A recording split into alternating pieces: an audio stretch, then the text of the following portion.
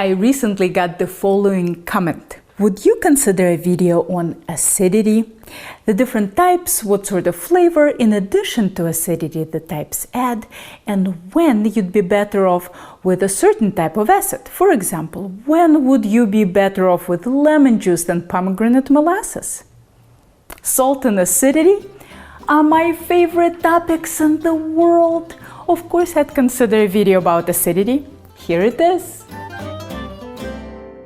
Acidity or sourness is one of our 5 tastes.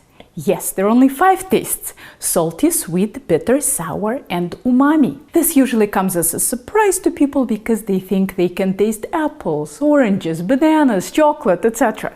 The reason you can identify those ingredients is smell. Humans can detect thousands of smells, but only 5 tastes. When cooks talk about seasoning, they're talking about adjusting the taste. The 2 biggest ways to do that is by adding salt and acidity to food. I don't know why many languages associate the word sour with being down or sad or lacking enthusiasm. To me, acidity is the taste of happiness. It makes the food bright and festive. Just think of ceviche, tomato sauce, a spring salad dressed with a vinaigrette. Acidity is what makes food sing. Here are all the acidic ingredients I typically have on hand. Unlike salt, they all come with some baggage, in a good way. Some are not just acidic, but also sweet, like tomatoes. Pretty much all acidic ingredients come with a particular aroma: refreshing, funky, fruity, nutty, etc.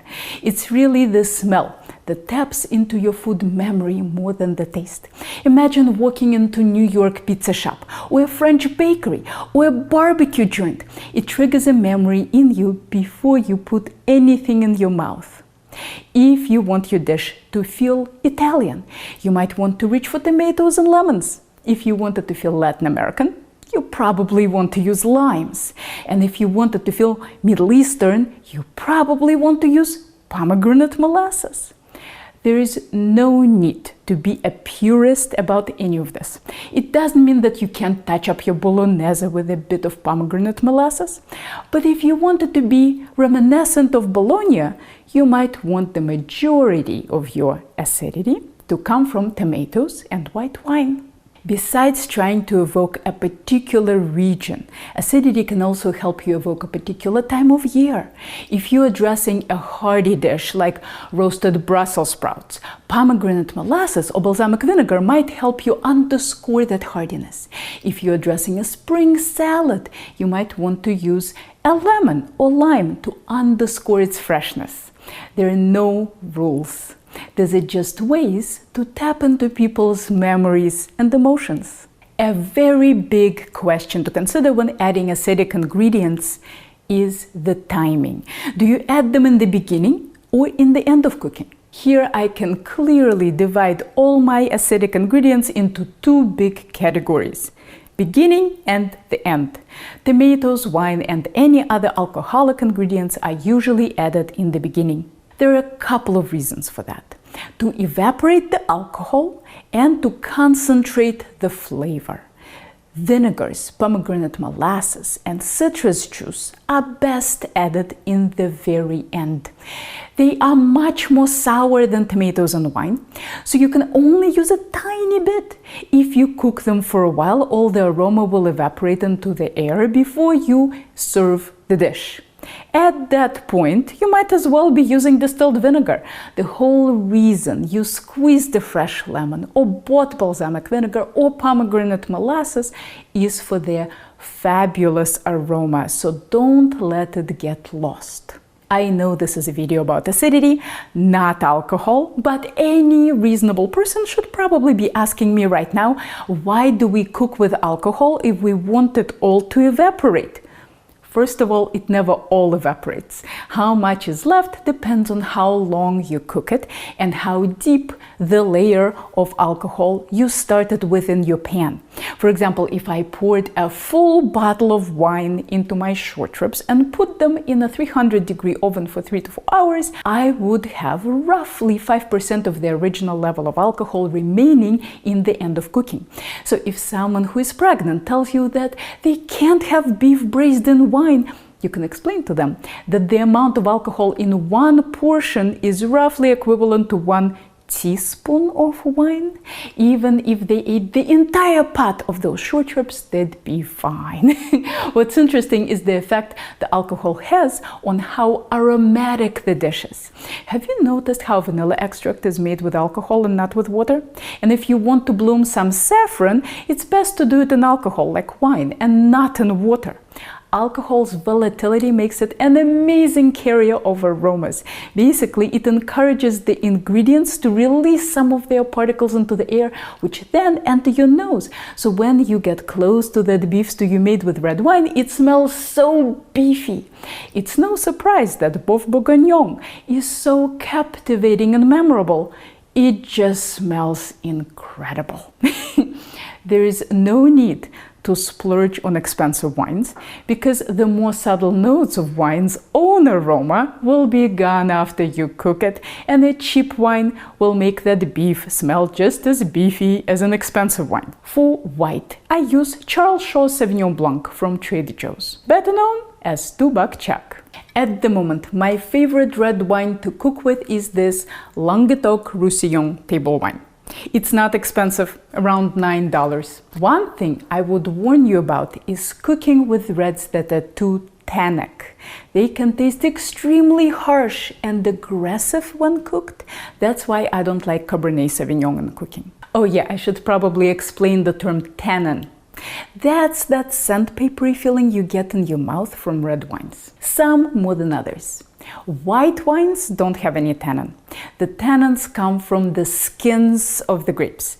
Reds are made with skins and whites are made without. Just a warning that your favorite type of wine to drink might not be your favorite wine to cook with. I love Pinot Noirs for their acidity, but using too much of them in a dish that goes through a long reduction can produce overly sour results. So I either need to use more stock and less wine, or choose a less acidic wine. So the moral of the story is to experiment until you find a wine you like to cook with. No need to open a new bottle every time you need some for cooking. Just keep your wine in the fridge after you open it and use it within a couple of months. Okay, enough about wine. Let's talk about me. Where would your salad dressing be without me, huh? You know, you're right, Mustard. You do have some pretty awesome superpowers. What mustard gets you, besides acidity, is bitterness and emulsification.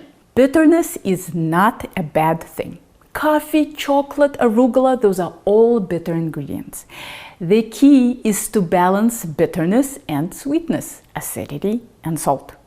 The reason mustard is key in salad dressings is its emulsifying quality. If you add some to your vinegar or lemon juice and then slowly drizzle in the oil, mustard can help hold them together. Not forever, it's not a strong emulsifier like an egg yolk, but just long enough for you to dress that salad and eat it. I like Dijon mustard for its smell and its balance of bitterness and acidity. I often get questions in class about using bottled citrus juice. To me, that completely defeats the purpose. In order for the juice to be bottled, it has to be pasteurized and stripped of oxygen, which removes pretty much all of the aroma. At that point, why not just use vinegar? It's really not that hard to keep some lemons and limes on hand. If you keep them in the fridge, they last for months. So I don't even view them as perishables. To me, they are pantry items that I always have on hand. In most cooking applications, the citrus juice is used after you're done with the heat. You might add a squirt to a finished fish dish or vegetable. If you want to increase the aroma without increasing the acidity, use the zest. As far as the vinegars go, there are a gazillion options. Why do I have the ones I have? I guess I like having a range of intensity. Rice wine vinegar is the least sour and least funky smelling. I love it in sushi rice and in quick pickles. Apple cider vinegar is more intense and fruity. If I'm using fruit in a salad, like apples or pears, it seems like a good match. Red wine vinegar is really aggressive. I use it when I am dressing a salad made with roasted vegetables, like my smoky cauliflower salad, or making a very intense sauce like romesco. The links for all these dishes are in the description below. Balsamic vinegar has a very distinctive, somewhat funky aroma. It's great in salads, bean dishes, meat dishes. Unless you are shooting for a refreshing feel, you can't go wrong with balsamic vinegar. I don't buy expensive vinegars, and I don't have any particular brands that I like more than others, though maybe it's because I haven't done a side-by-side comparison yet. Canned tomatoes brands is something I do have an opinion on because I have done a side-by-side comparison. The link to my taste test is below. I have settled on Pommy, but there are many other good ones to choose from. By the way, tomato paste is a fabulous acidity booster. Since I normally only need a spoonful or two, I portion the rest of the jar and wrap it up in plastic wrap and store in my freezer. And last but not least is pomegranate molasses. One day I need to be buried with a bottle of this stuff. It's acidic, sweet, nutty, and viscous. To me, it's the most sensual acidic ingredient on earth. My favorite brand of this liquid gold is Cortez. Now you know all the acidic ingredients that live in my pantry. Do you have a favorite acidic ingredient you want to share? Let me know in the comments. Here are more thought-provoking culinary videos for you to check out, and if you are ever in the Boston area, maybe I'll see you in one of my classes.